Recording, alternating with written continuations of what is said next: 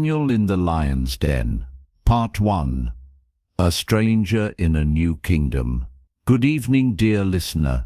As you lie back and let your body relax, let your mind drift to a quiet place, a world far away, long ago yet full of meaning even now. Tonight we begin the story of Daniel, a man of wisdom, calm and deep courage. A man who faced lions, not with weapons, but with faith. But before the lions, before the danger, there was a new kingdom. Imagine golden sands, towering gates, palm trees swaying in a warm breeze. The kingdom of Babylon, once mighty, has now been conquered. A new king sits on the throne, Darius of Persia, and in his court, Daniel, not a warrior, not young anymore, but respected, steady, trusted. Daniel had been taken from his home as a boy. He had served king after king. He had seen power rise and fall, but through it all one thing never changed. His heart. Daniel was wise. But more than that, he was faithful. The new king noticed. He made Daniel one of his top officials, even considered putting him in charge of everything. And that's where the trouble began. Others were jealous. They watched him, searched for something to accuse him of, but they found nothing. No lies, no mistakes, no corruption.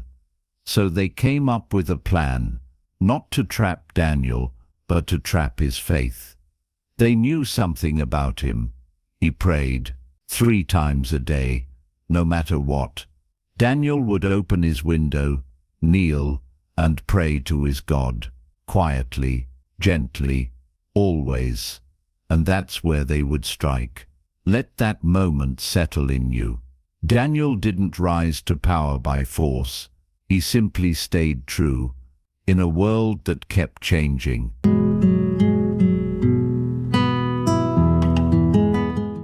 Part 2. A Law Against Prayer. Welcome back, dear listener. Let your breath slow. Let your eyes soften. You're safe. We return now to the city of stone towers and whispering halls.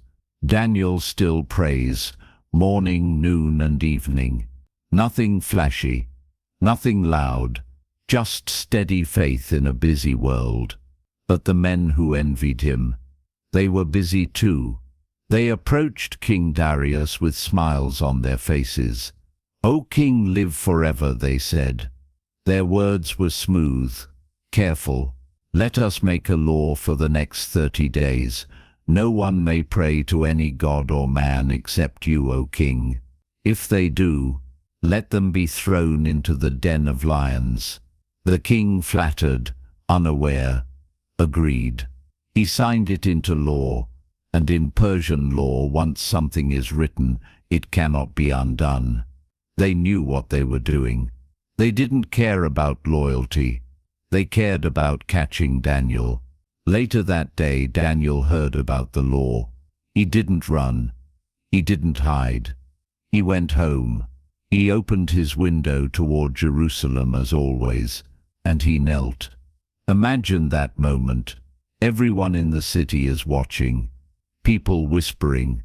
The air tense. But Daniel, he's quiet, still. He doesn't pray to challenge. He doesn't pray to be seen.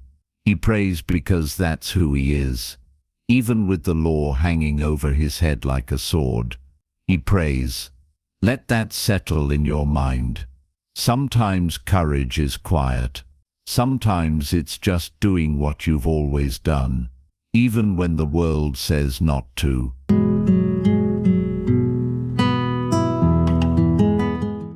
Part 3. Caught in the Light. The sun dips low over the city. Shadows stretch across the stone roads.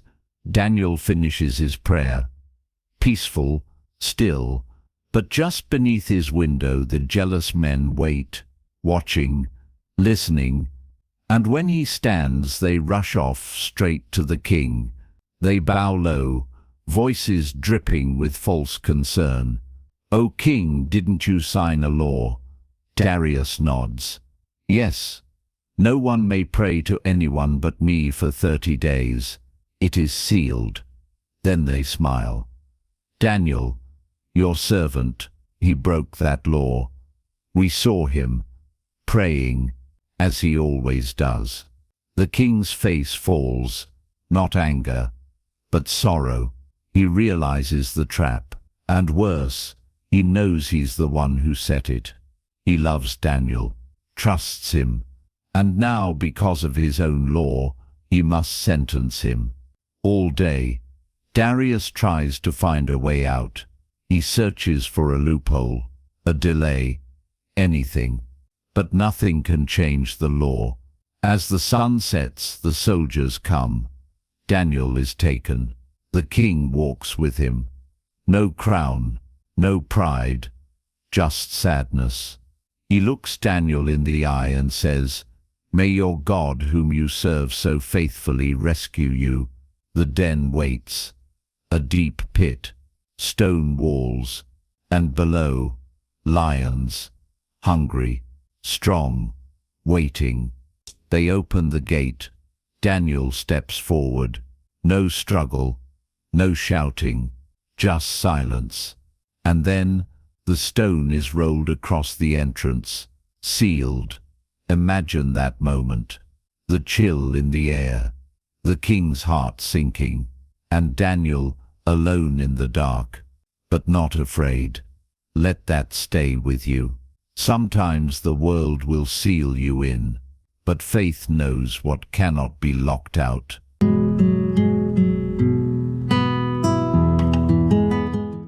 Part 4. The Long Night. The stone is sealed. The lions pace, and Daniel stands in the dark. No light, no sound, but breath and paw. Imagine it. The scrape of claws on stone, the quiet growl from the shadows, the heavy air of waiting.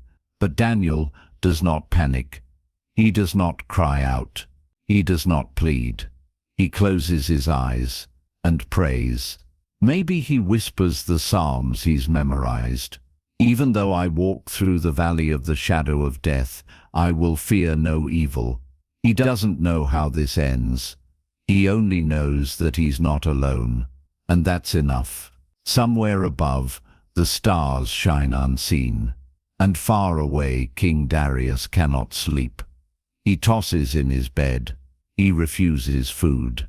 No music, no company. His mind is full of the sealed stone, of lions, of a faithful man who broke no law, except the one that never should have been written. Time moves slowly. The night drags on. But in the den, the lions do not strike. They move, they breathe, but they do not touch him, because something is in the room with Daniel, not seen, but present, a quiet power, a holy stillness. Let that image rest in you. Not every miracle is loud. Some are simply the absence of harm in a place where harm should be certain.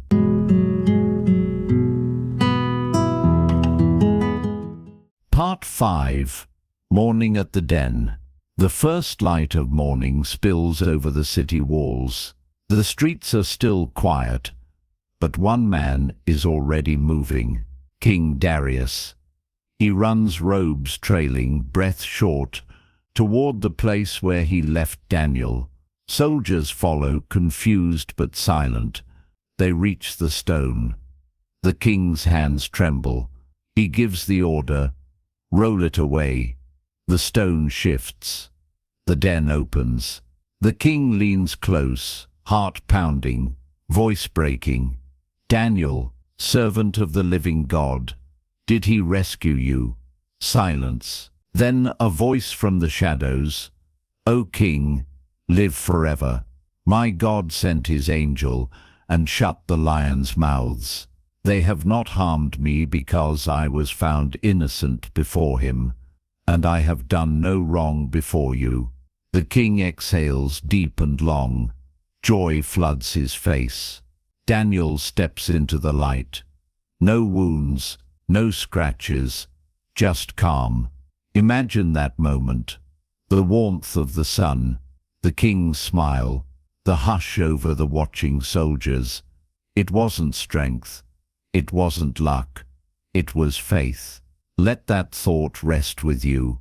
Some battles aren't won with effort, but with stillness, trust, and unseen help.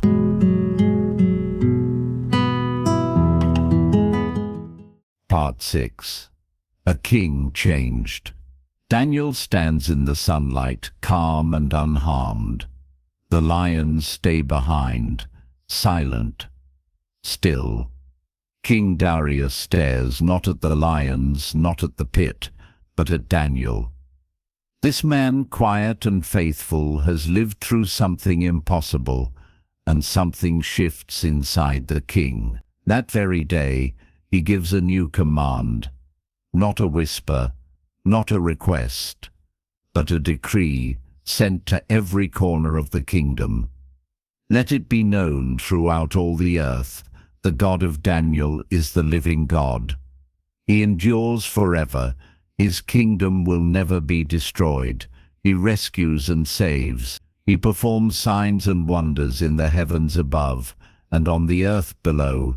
He has rescued Daniel from the lions. Imagine it, from city to village.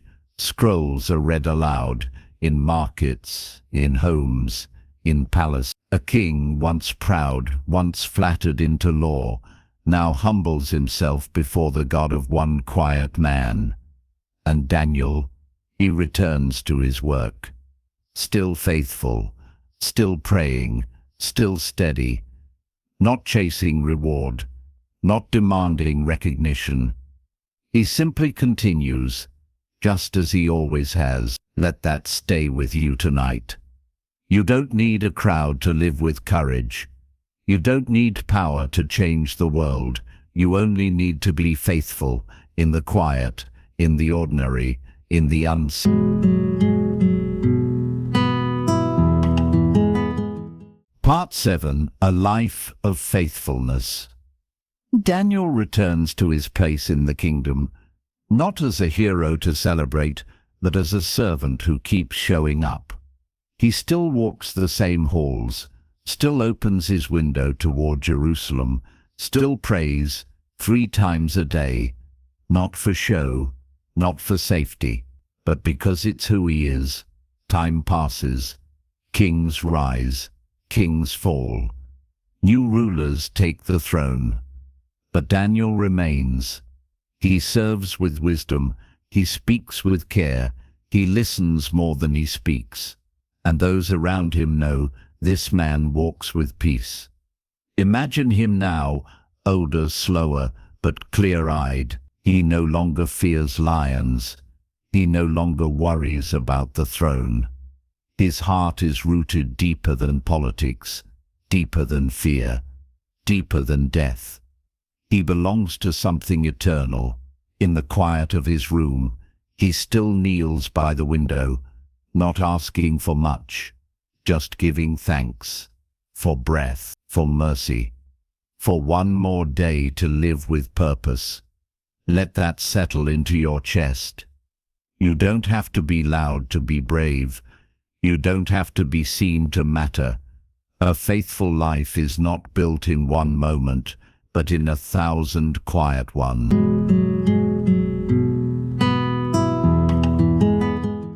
Part 8. Dreams and Visions. As Daniel grows older, his life becomes even quieter. But his spirit? It stays open. One night, in the stillness of sleep, he begins to see things, dreams unlike any he's had before.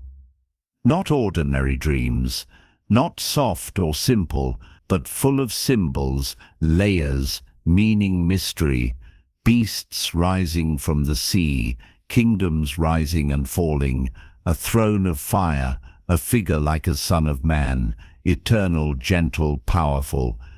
And yet, through the awe, through the strangeness, Daniel is not afraid, because he knows these dreams aren't his alone. He writes them down, he prays for understanding, and God gives him what he needs. Not every answer, but enough. He doesn't rush to explain, he doesn't build a stage, he simply carries what he's been given with care, with wonder, with trust. Imagine waking from a dream like that. Heart still, mind turning. And yet, knowing deep down, you are seen, you are part of something bigger. Let that image settle in your heart. Even when you don't understand everything, you can still hold it. Not all truth shouts. Some of it whispers in the night.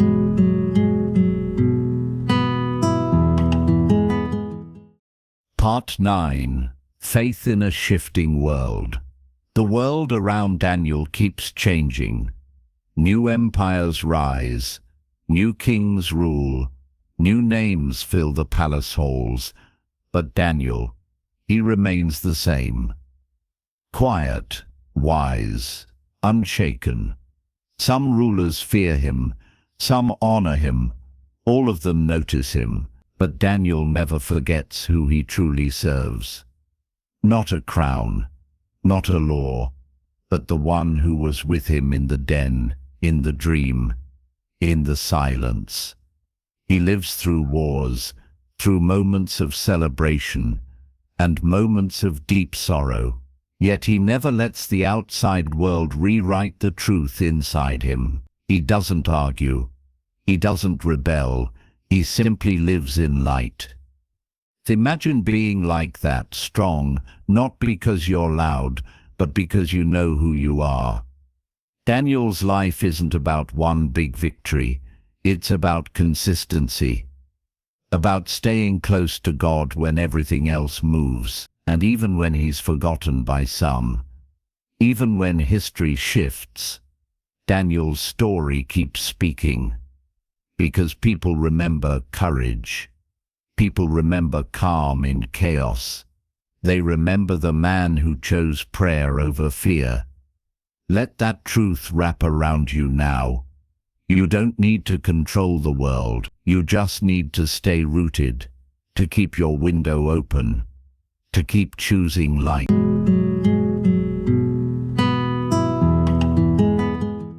Part 10. The Legacy of a Quiet Life. The years pass. Daniel becomes an old man. His steps are slower. His hair is white, but his eyes, they're still full of light.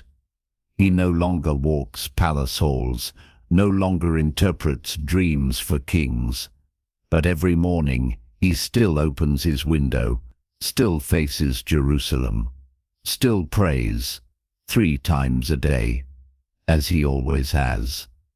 The city outside may not notice him anymore, but heaven always does. He has seen kingdoms fall. He has stood before lions. He has walked through fire, not with his body, but with his spirit, and through it all he remained. Not perfect, but faithful. Imagine Daniel now, seated quietly by his window, hands folded, eyes closed. No noise, no audience, just one man and his God. And that's enough, because Daniel's story isn't about defeating enemies or changing nations with force. It's about staying true, in the face of fear, in the presence of power, in the quiet place where no one's watching. And in doing so, his life became a light, one that still shines, even now. As you rest tonight, remember, you don't have to be loud to be strong. You don't have to be seen to be faithful.